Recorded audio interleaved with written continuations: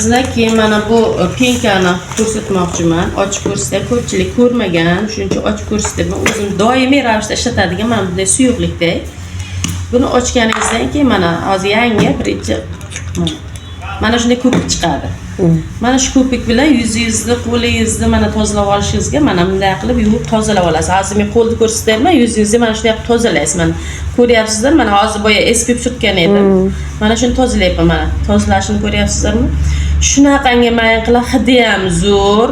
O'zi har bir kishi yuzini ertalab, kechqurun mana buni tozalash kerak. Bu juda ham barakali. Ancha vaqtga yetadi bu narsa. Juda ham o'zim har doim ishlataman. Makiyaj qilishdan oldin ham, makiyajdan keyin ham tozalab yuzimni keyin surtaman.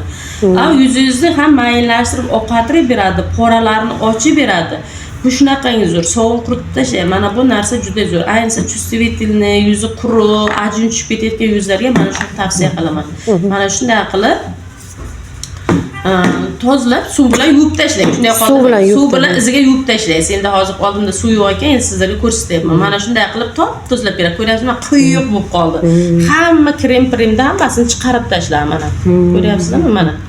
Chiqarib tashladi, oppoq qilib beradi. Men qo'limda shunday qarli dog'lar ham tushib qolgan edi. Hozir mana shu E vitaminini surtib, ustiga sonizlashni surtaman, iziga bulardan yuvaman, qo'llarimni o'zi mana dog'chalari ketib qoldi. Ancha bitta ikki demasa qolmadi o'sha.